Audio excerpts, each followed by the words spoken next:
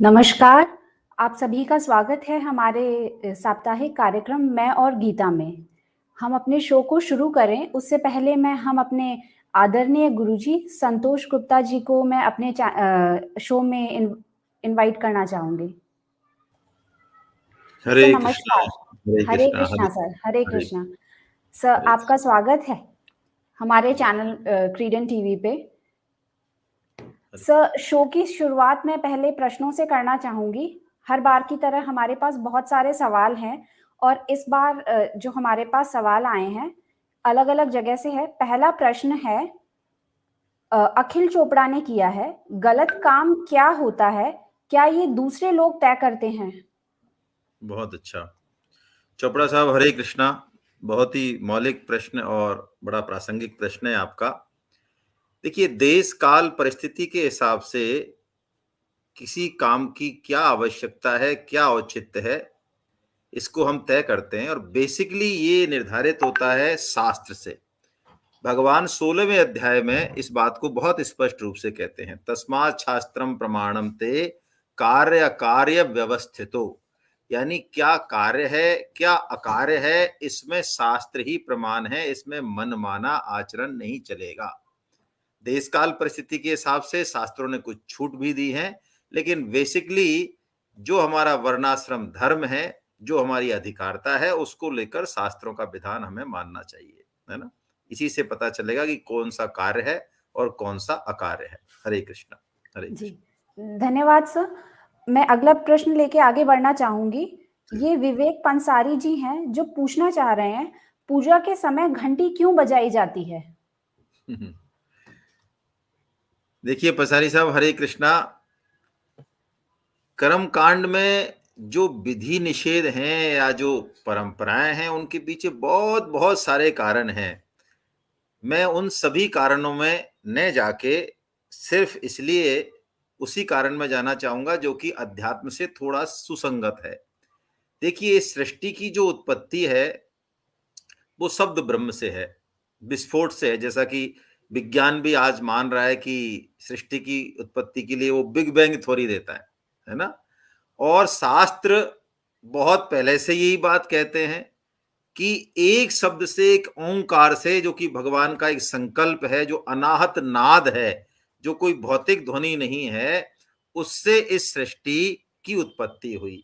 तो मंदिरों में या पूजा के समय जो नाद होता है वो प्राय देखिए पहले पीतल की घंटियां या उस तरह के पीतल के वो बनाए जाते थे और उनकी डिजाइन भी कुछ अलग तरीके की होती थी, क्योंकि वो एक तो एक नेगेटिव ऊर्जा को बाहर करते हैं, दूसरा वो हमें याद दिलाते हैं कि शब्द ब्रह्म, यानी संसार में श्रवण की शक्ति, उस ओंकार की, उस नाद की शक्ति को वो एक तरह से प्रतीक हैं उसके, इसलिए बजाते हैं, है ना। इसका मूल कारण इसके पीछे यही है। बाकी इसके बहुत सारे और भी छोटे छोटे कारण हो सकते हैं, लेकिन हम ऐसा ध्यान रखें, भगवान का स्मरण, भगवान का ध्यान, भगवान की उस अनाहत नाद का प्रतीक है ये।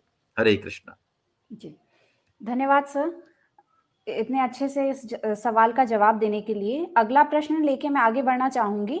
ये बाबुल रॉय हैं जो पूछना चाह रहे हैं, सफलता का अर्थ और पैमाना क्या है? बहुत अच्छा बाबुल राय साहब, बहुत ही बढ़िया प्रश्न है आपका। देखिए, हमारा लक्ष्य क्या है, जरूरत क्या है, उसके हिसाब से सफलता तय होती है। यदि हम भौतिक क्षेत्र की बात करें तो जिस लक्ष्य को लेके हम आगे बढ़ रहे हैं, संसाधनों को यूज कर रहे हैं, उनका सदुपयोग कर रहे हैं, तो लक्ष्य उस हिसाब से निर्धारित होगा, सफलता उस हिसाब से निर्धारित होगी। लेकिन आध्यात्मिक क्षेत्र में कुछ बात अलग है। जैसे कि मैं आपको एक बहुत प्रचलित उदाहरण दूं, जिसने भी गीता नहीं पढ़ी हो बिल्कुल वो भी कहता है कि हाँ हमने गीता पढ़ी है। कि अच्छा क्या पढ़ा है आपने गीता में? हमने पढ़ा है कर्म किए जा फल की चिंता मत कर, है ना? ये हमने जी, गीता में पढ़ा हुआ है। लेकिन देखिए कर्म योग गीता का एक बहुत महत्वपूर्ण सिद्धांत है। और कर्म योग की सफलता किससे नापी जाएगी? कर्म योग की सफलता इससे नहीं नापी जाती है कि जो भी आप कर्म कर रहे हैं वो सफल होता है या नहीं, उसमें आपको सिद्धि मिलती है या नहीं, इससे कर्म योग की सफलता नहीं मानी जाएगी। कर्म योग की सफलता मानी जाएगी कि कर्म में एक तो आपने प्रयास पूरा किया या नहीं, प्रयास करने के बाद जो भी फल मिला, क्योंकि फल हमारे हाथ में नहीं है, जो भी फल मिला उसमें हम समता में बने रहे या नहीं। यानी कर्म के अंत में फल प्राप्ति में सिद्धि असिद्धि में समता है या नहीं हमारे अंदर, इससे कर्म योग की सफलता नापी जाएगी। कर्म में हम सफल हुए भौतिक रूप से या नहीं हुए इससे सफलता नहीं है, तब तो वो कर्म ही होगा, फिर वो योग नहीं होगा। तो सफलता के मायने इस तरह से निर्धारित होते हैं। भौतिक क्षेत्र में किसी कार्य की सिद्धि पे ही सफलता मानते हैं, लेकिन आध्यात्मिक क्षेत्र में थोड़ी बात अलग है। हरे कृष्ण, हरे कृष्ण। जी। सर अगला प्रश्न ये है, दुःख का कारण क्या है? हम्म। देखिए शास्त्रों में भगवान हम लोग गीता के ऊपर ही चलते हैं, तो अर्जुन ने इसी प्रश्न को कुछ अलग तरीके से पूछा, है ना? अर्जुन पूछते हैं भगवान से, भगवान कहते हैं कि स्वधर्म यानी जिसका जो कर्तव्य कर्म है वो चाहे छोटा हो चाहे बड़ा हो उसको वही करना चाहिए, उससे उसको सिद्धि मिल जाएगी। तो अर्जुन प्रश्न करते हैं, अनिच्छिन्न वार्ष्णे वलाद विनियोजिता अथ केन प्रयुक्तोयम पापम चरति पूरुषा। हे प्रभु, फिर ऐसा क्या है जिससे प्रेरित होकर व्यक्ति पाप कर्म में लगता है, फिर दुख पाता है? तो भगवान एक बड़ा सरल सा आंसर देते हैं, बहुत सिंपल, और मूल कारण बताते हैं सभी पापों का, क्योंकि पाप करोगे तो दुख मिलेगा, वो दुखों का भी कारण है। वो कहते हैं काम ऐशय क्रोध ऐशा रजोगुण समुद्भवा। यानी ये कामना जो है भिन्न भिन्न भोगों की, चाहे भिन्न भिन्न भौतिक वस्तुओं की प्राप्ति की, चाहे और जितने भी भौतिक सुख हैं उनकी, किसी भी तरह की जो कामना है भगवत प्राप्ति को छोड़ के, किसी भी तरह की जो भौतिक कामना है वो दुख का कारण है।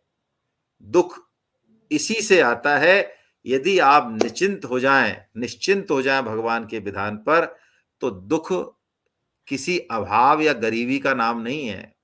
प्रसन्नता धन से नहीं आती। यदि ऐसा होता तो सुख और दुख का पैमाना फिर बहुत अलग होता, लेकिन बात ऐसी नहीं है। गीता के हिसाब से तो कामना के कारण दुख होता है, उसी कारण व्यक्ति पाप करता है। ये राग, गीता में ये भी आया, रजस्तु फलम दुखम। रज यानी राग, बंधन, आसक्ति, जो हमारी पकड़ है ना काम की, भोग की, उसका अंततः फल दुख होगा, है ना? ऐसा स्पष्ट भगवान ने कहा है। हरे कृष्ण, हरे कृष्ण। जी। सर हमारे साथ कुबेर भाटी एक लाइव ऑडियंस जुड़े हैं, जिन्होंने जी। सवाल किया है। सर मेरा सवाल है कि मन के विचलित होने का मूल कारण क्या है और इसे स्थिर कैसे किया जा सकता है? बहुत अच्छा है।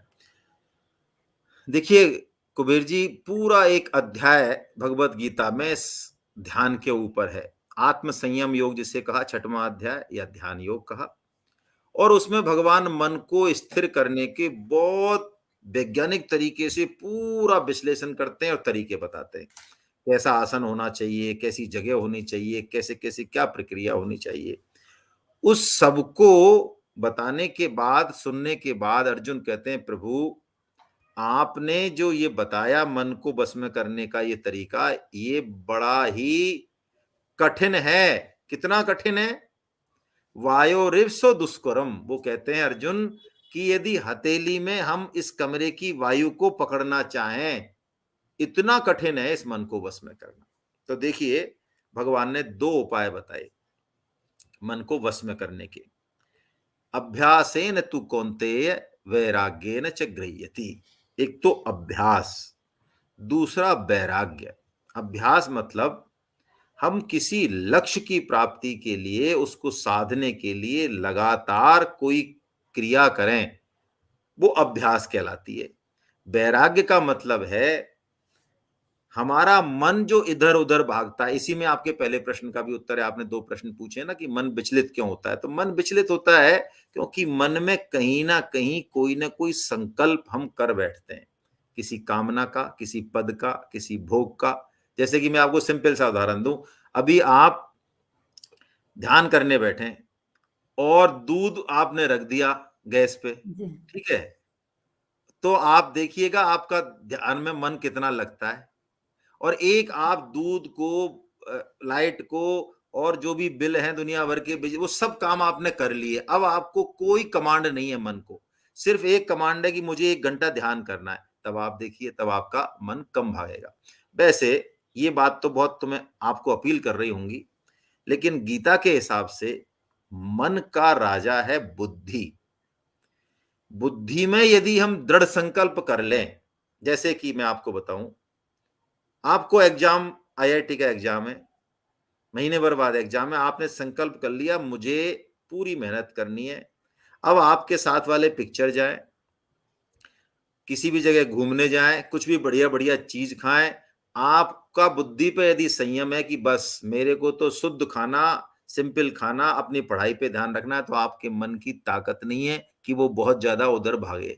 लेकिन आपने कमांड नहीं दिया मन को, बुद्धि का नियंत्रण नहीं है, जीवन में कोई लक्ष्य नहीं है हमारे, तो मन भागेगा भागेगा भागेगा, है ना। हरे कृष्ण, हरे कृष्ण।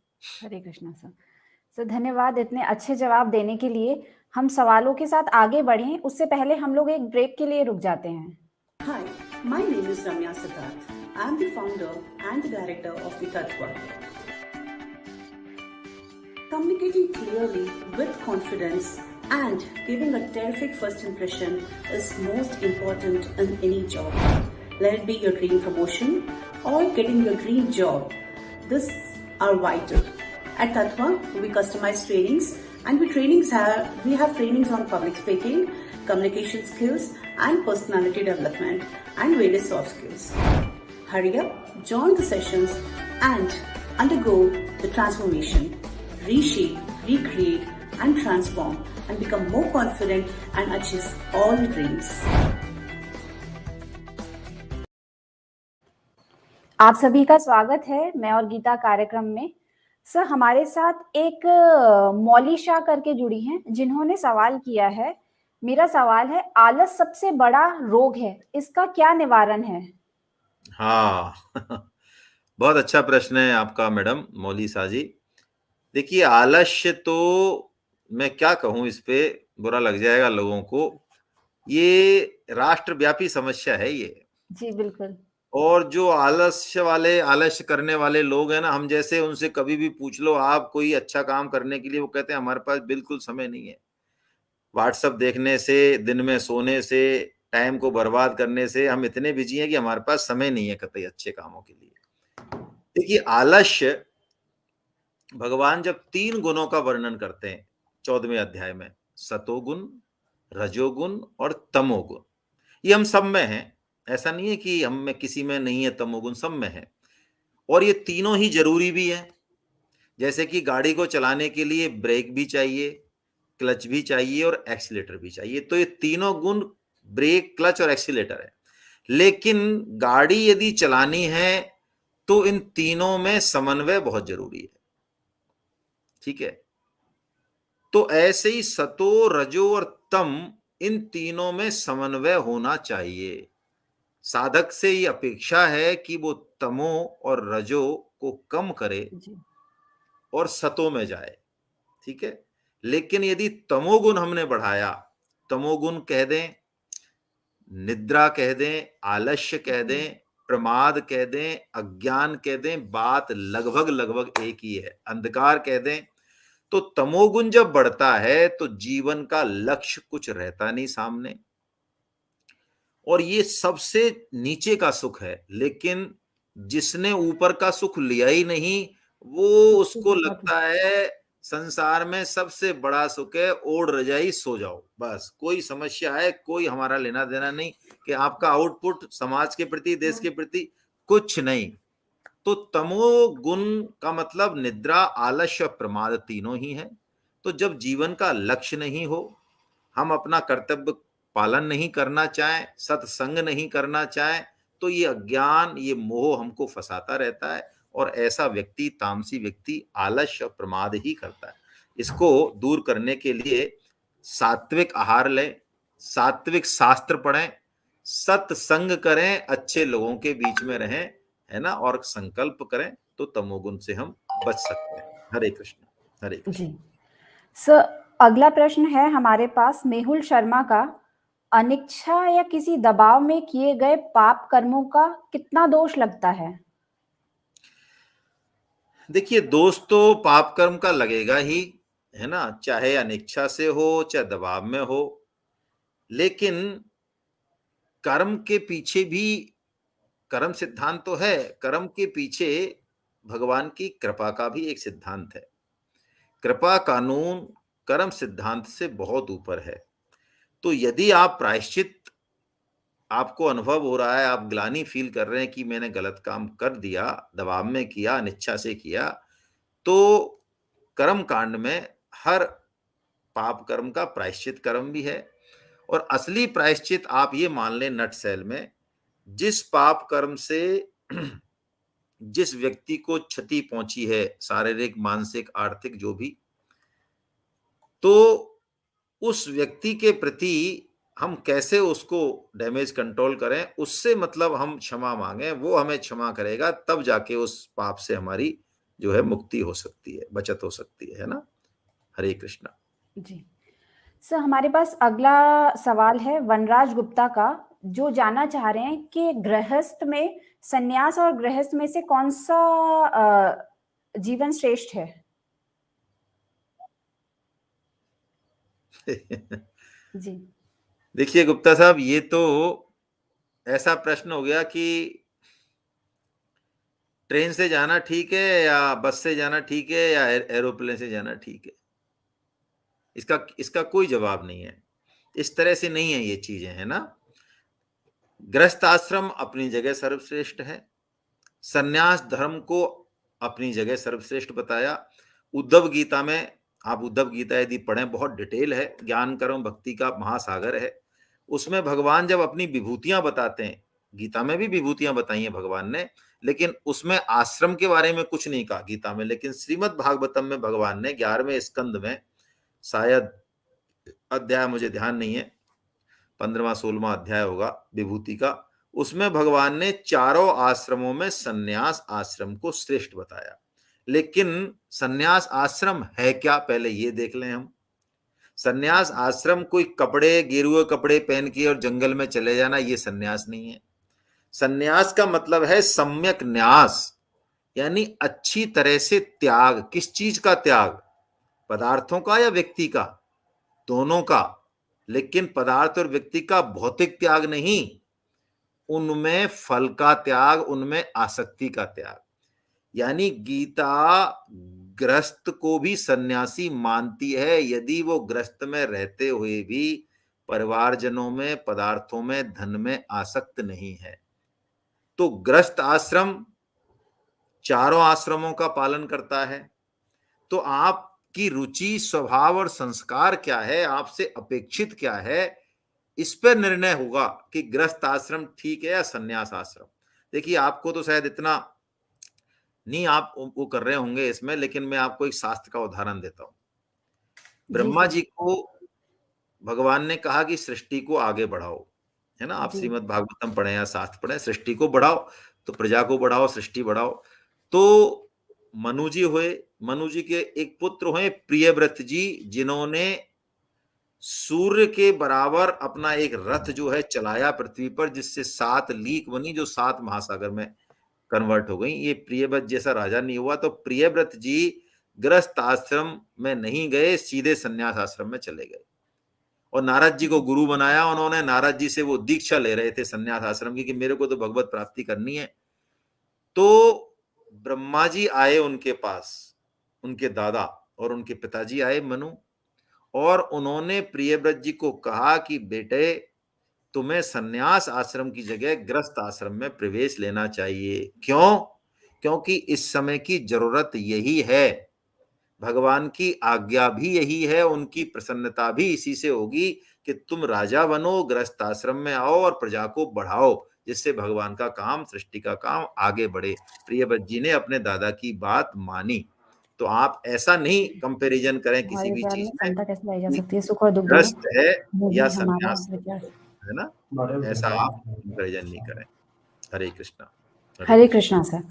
सर, हमारे पास एक धनानंद करके हैं, जिन्होंने अपना सवाल स्क्रीन पे दिया है।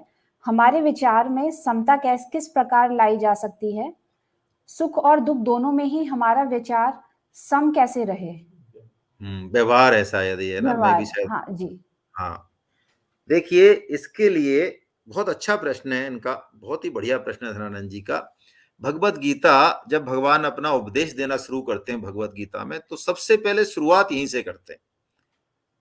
समता कैसे आए जीवन में, इसके लिए सबसे पहला सूत्र जो भगवान ने दिया, 2 सूत्र पे चर्चा कर ले हम, है ना, संक्षेप में। पहला सूत्र तो भगवान ने दिया कि हम शरीर नहीं हैं, हम शरीरी हैं। पहले तो ये इस बात का विवेक जागृत करें।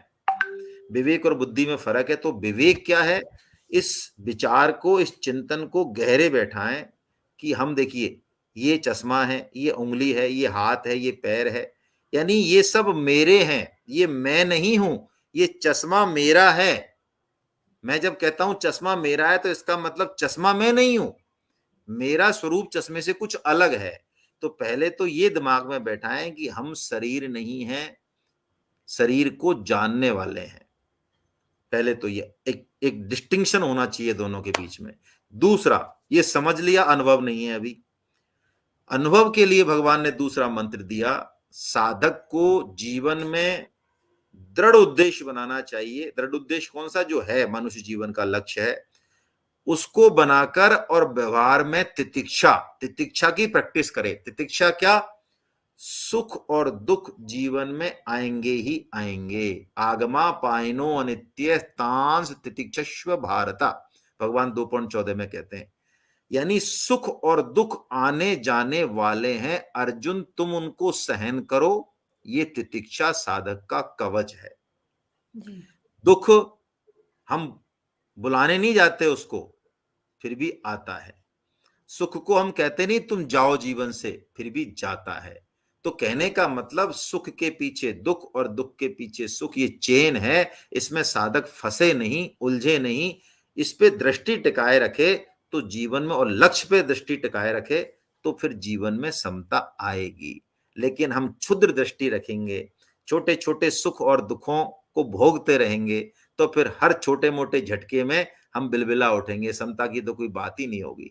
ये 2 काम करें, समता भगवान श्री कृष्ण कहते हैं जीवन में आएगी। हरे कृष्णा। हरे कृष्णा। सर, हम लोग दूसरे प्रश्न के लिए आगे बढ़ें। मैं एक छोटा सा ब्रेक लेना चाहूंगी।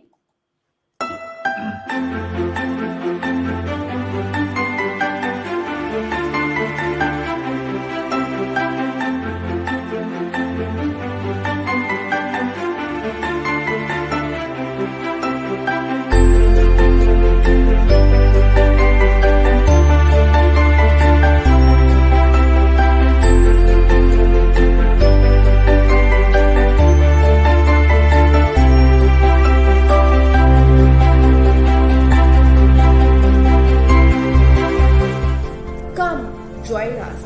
Be an Essent Abacus and Ranger partner.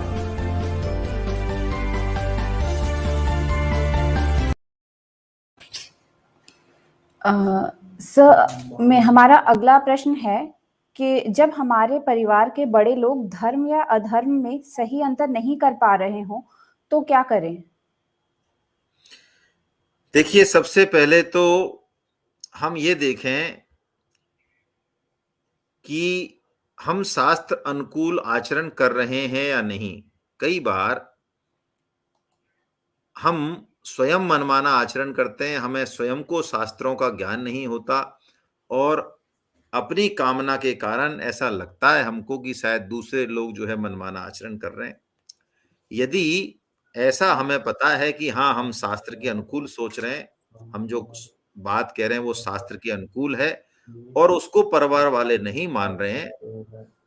ये बीच में से आवाज आ रही है, मुझे लगता है मैडम कोई, कौन बोल रहा है? जी। तो हाँ, तो हम अपनी चॉइस लें फिर। उनको यदि जिस अधिकारिता में हम हैं कि यदि इस अधिकारिता में है कि उनको गाइड कर सकें, उनको गाइड करें।